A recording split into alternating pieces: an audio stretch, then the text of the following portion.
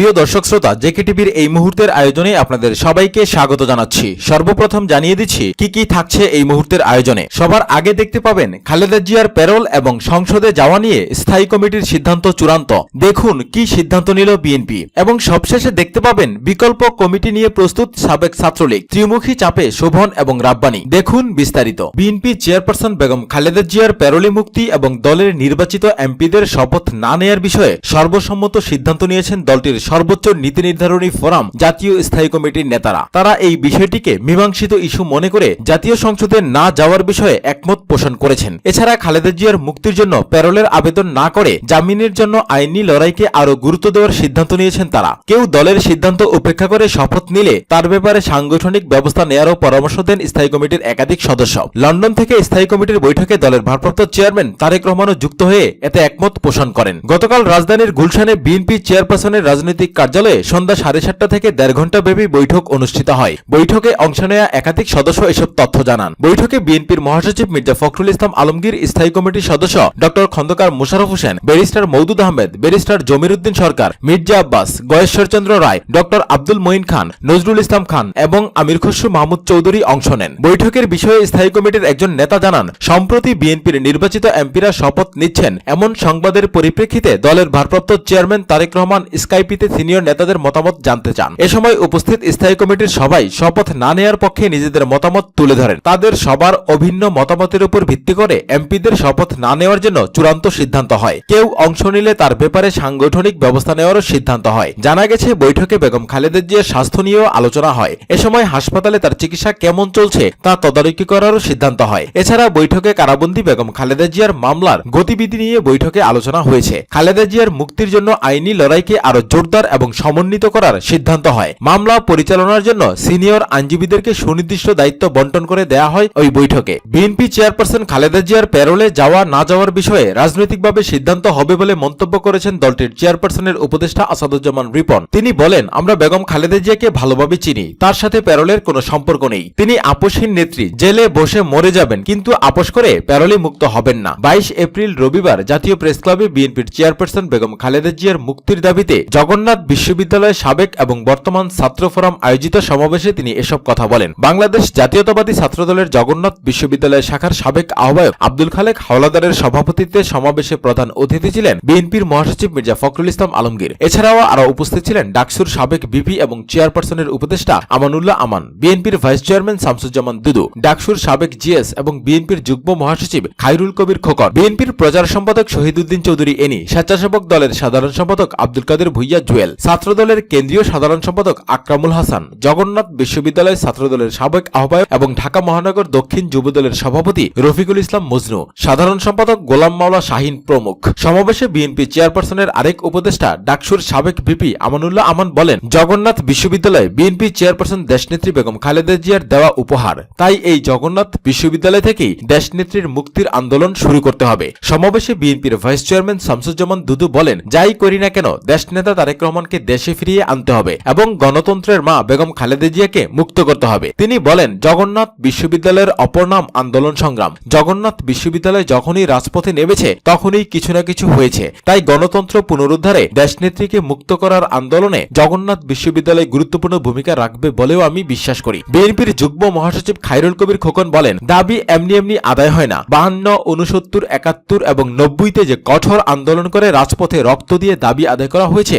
তাই আমাদেরকেও দেশনেত্রীকে মুক্ত এবং গণতন্ত্রকে পুনরুদ্ধারের দাবি আদায়ে কঠোর আন্দোলন সংগ্রাম করতে হবে। সবশেষে দেখুন বিকল্প কমিটি নিয়ে প্রস্তুত সাবেক ছাত্রলীগ, ত্রিমুখী চাপে শোভন এবং রাব্বানী। পূর্ণাঙ্গ কমিটি গঠন করা নিয়ে ত্রিমুখী চাপে পড়েছে ক্ষমতাসীন দল আওয়ামী লীগের ভাতৃপ্রতিম সংগঠন ছাত্রলীগ। কমিটি নিয়ে প্রধানমন্ত্রী শেখ হাসিনার 7 দিনের আলটিমেটাম শেষ হয়েছে সোমবার। কমিটি গঠনে আওয়ামী লীগের দায়িত্বপ্রাপ্ত নেতাদের দফায় দফায় বৈঠক, 48 ঘন্টার আলটিমেটাম শেষে দেয়া 72 ঘন্টার সময়সীমাও পার হয়েছে। এদিকে সর্বোচ্চ মহলের এই চাপের মধ্যেই বিকল্প পূর্ণাঙ্গ কমিটি প্রস্তুতির দায়িত্ব পেয়েছেন ছাত্রলীগের সাবেক সভাপতি সাইফুর রহমান সোহাগ এবং একই কমিটির সাধারণ সম্পাদক জাকির হোসেন। এতে আরও বেকায়দায় পড়েছেন ছাত্রলীগের বর্তমান কমিটির সভাপতি রেজওয়ানুল হক চৌধুরী শোভন এবং সাধারণ সম্পাদক গোলাম রাব্বানী। আওয়ামী লীগের একটি নির্ভরযোগ্য সূত্র থেকে জানা যায়, পূর্ণাঙ্গ কমিটি নিয়ে আওয়ামী লীগ সভাপতি প্রধানমন্ত্রীর কাছে গিয়ে দুবার ফেরত এসেছেন ছাত্রলীগের সভাপতি শোভন এবং সাধারণ সম্পাদক গোলাম রাব্বানী। তাদের জমা দেওয়া কমিটির সঙ্গে প্রধানমন্ত্রীর হাতে থাকা তালিকার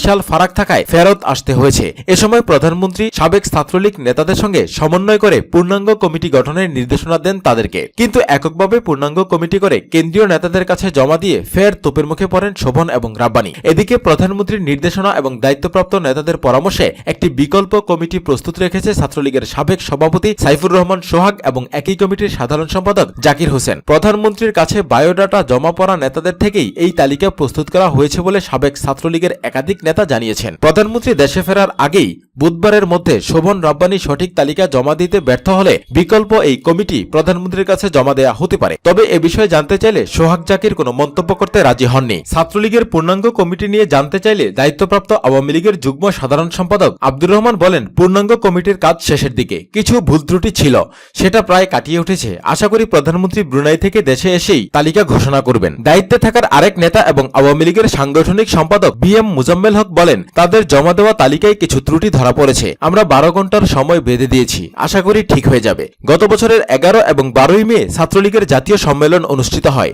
সম্মেলনের আড়াই মাস পর 31 জুলাই সভাপতির পদে রেজওয়ানুল হক চৌধুরী শোভন এবং সাধারণ সম্পাদক পদে গোলাম রাব্বানীর নাম ঘোষণা করা হয়। একই সঙ্গে ঢাকা বিশ্ববিদ্যালয় ঢাকা মহানগর উত্তর দক্ষিণ শাখার সভাপতি এবং সাধারণ সম্পাদকের নাম ঘোষণা করে প্রেস বিজ্ঞপ্তি দেয়া হয়। ছাত্রলীগের গঠনতন্ত্র অনুযায়ী কেন্দ্রীয় কমিটি 301 সদস্য বিশিষ্ট আর ঢাকা বিশ্ববিদ্যালয় কমিটি 101 সদস্য বিশিষ্ট হওয়ার কথা। রীতি অনুযায়ী সভাপতি সাধারণ সম্পাদকের নাম ঘোষণার পর দ্রুততম সময়ে পূর্ণাঙ্গ কমিটি গঠন করার কথা, কিন্তু 2 সদস্যের এই কমিটির মেয়াদ 10 মাস পার হতে চললেও পূর্ণাঙ্গ কমিটি গঠনে কোনো উদ্যোগই নিতে পারেননি শোভন রাব্বানী। পরে আওয়ামী লীগ সভাপতি এবং ছাত্রলীগের ভ্যানগার্ড প্রধানমন্ত্রী শেখ হাসিনার হস্তক্ষেপে সম্পূর্ণ পূর্ণাঙ্গ কমিটি গঠনের কাজ করতে বাধ্য হয় তারা। এ নিয়ে আওয়ামী লীগের দায়িত্বপ্রাপ্ত 4 নেতা ছাত্রলীগ নেতাদের নিয়ে কয়েক দফা বৈঠক করেন। কমিটি গঠনে আলটিমেটামও দেন কয়েকবার। সর্বশেষ বেঁধে দেওয়া 7 দিনের আলটিমেটাম শেষ হয়েছে সোমবার। আওয়ামী লীগ সূত্রে জানা যায়, ছাত্রলীগের সাম্প্রতিক কর্মকাণ্ড এবং পূর্ণাঙ্গ কমিটি না হওয়ায় ক্ষোভ প্রকাশ করেন আওয়ামী লীগ সভাপতি প্রধানমন্ত্রী শেখ হাসিনা। তিনি 7 দিনের মধ্যে ছাত্রলীগের পূর্ণাঙ্গ কমিটি গঠনে কেন্দ্রীয় নেতাদের তাগিদ দেন। 16 এপ্রিল রাতে দলের কয়েকজন কেন্দ্রীয় নেতা দেখা করতে গণভবনে গেলে প্রধানমন্ত্রী ক্ষোভ প্রকাশ করেন এবং তাদের এই তাগিদ দেন। প্রধানমন্ত্রীর ঘোষিত সেই আলটিমেটামের মেয়াদ সোমবার শেষ হয়েছে। দায়িত্বপ্রাপ্ত আওয়ামী লীগের কয়েকজন নেতার সঙ্গে আলাপ করে জানা যায়, শুক্রবার আওয়ামী লীগের যৌথ সভা শেষে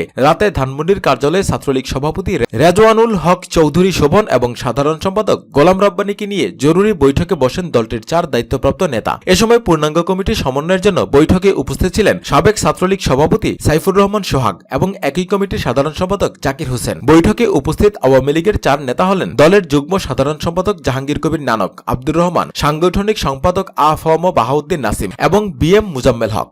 বৈঠক সূত্রে জানা যায়, পূর্ণাঙ্গ কমিটি গঠনে প্রধানমন্ত্রীর নির্দেশ ছিল সাবেক কমিটির সভাপতি এবং সাধারণ সম্পাদকের সঙ্গে সমন্বয় করা হয়েছে কিনা এমন প্রশ্নের উত্তরে বৈঠকে কোনো উত্তর না দিয়ে কেন্দ্রীয় নেতাদের সামনে মাথা নিচু করে চুপ ছিলেন শোভন এবং রাব্বানী। বৈঠকে 48 ঘন্টা সময় দিয়ে পূর্ণাঙ্গ কমিটি প্রস্তুত করতে শোভন রাব্বানীকে আলটিমেটাম দেন কেন্দ্রীয় নেতারা। পরদিন রাতে একই স্থানে ফের বৈঠকে বসেন তারা। বৈঠকে শোভন রাব্বানীর উপস্থাপিত তালিকায় বেশ গরমিল চোখে পড়ে কেন্দ্রীয় নেতাদের। পরে 12 ঘন্টার সময় বেঁধে দিয়ে তালিকা সংশোধন করতে নির্দেশ দেয়া হয়। সে সময়ও সোমবার শেষ হয়েছে। এখন পর্যন্ত চূড়ান্ত তালিকা জমা দিতে পারেনি ছাত্রলীগ সভাপতি এবং সাধারণ সম্পাদক। এদিকে ছাত্রলীগের এবারের সম্মেলনে সভাপতি সাধারণ সম্পাদক পদে প্রার্থীর ছড়াছড়ি থাকায় সম্মেলনে কাউন্সিলররা নতুন নেতৃত্ব নির্বাচন না করে কমিটি গঠনের পুরো দায়িত্ব আওয়ামী লীগের সভাপতি প্রধানমন্ত্রী শেখ হাসিনার উপর অর্পণ করেন। এছাড়া দীর্ঘদিনে গড়ে ওঠা একটি কথিত সিন্ডিকেট ভাঙতে এই বিকল্প সিদ্ধান্ত বলে মনে করছেন আওয়ামী লীগের অনেকেই। আওয়ামী লীগের সভাপতির কাছে ছাত্রলীগের কমিটি গঠনের দায়িত্বভার অর্পণের পরপরই বায়োডাটা জমার হিড়িক পড়ে যায়। নির্ধারিত সময়ের মধ্যে সভাপতি সাধারণ সম্পাদক পদে 323 জন আবেদন করেন। এরপর সবাইকে 4 জুলাই গণভবনে ডাকেন প্রধানমন্ত্রী শেখ হাসিনা। পদবঞ্চিত ছাত্রলীগের একাধিক নেতার সঙ্গে কথা বলে জানা যায়, সভাপতি সাধারণ সম্পাদক যোগ্যদের কমিটির বাইরে রাখার পায়তারা করছেন। তারা ভাই লীগ গঠনে